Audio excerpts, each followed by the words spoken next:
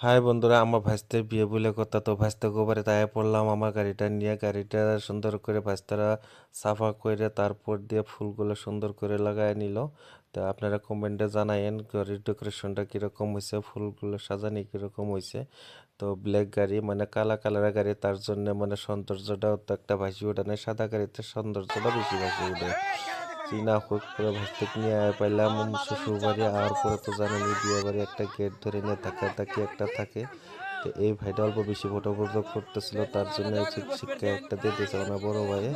কত কিছু জল্পনা কল্পনার পরে আয়া পেলাম ভিতরে। ভাজতে আমার রাজা বাদশার মতন সিটের দখল করে বয়ে পড়লো। আমি ভাজতের মুখ ভিডিও করতেছিলাম, ভাজতে সুন্দর পোজ দিতেছিল, তার মধ্যে ফোন একটা আয়া বললো। ভাজতে নশা সাইজেও কিন্তু ফোনে ব্যস্ত। এরপর দিয়ে হুজুরের দোয়া কালাম করে বিয়েটা পড়ায় শেষ করে দিল, তারপরে দোয়া আরম্ভ করে দিল। তো দোয়ার সামিল হলাম, সবাই দোয়া করতেছিল। আমি আল্লাহর কাছে এটাই আবদার জানাইছিলাম ওনাদের যুগ্ম জীবন যাতে সুখী হয়, শান্তি পায়।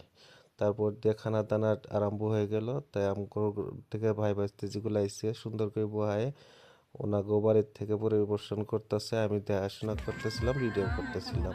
খাওয়া দাওয়া শেষ, ভাইস্তে বউ নিয়ে ভাইস্তে গো বাড়িতে হাজির হয়ে গেলাম গা। ভাইস্তে যখন দরজার মুখ দেখতেছে কোহার নামাই নিব পিঞ্জিরা থেকে, তাই মনে মনে ভাবতেছিল। ভাইস্তের পেলাম ভিডিও করতেছে, সুন্দর করে কয়েকটা পোজ দিল। আর দেখেন বাড়িতে কিন্তু গীতের ঝুমুর অন্তর্গত আছেই।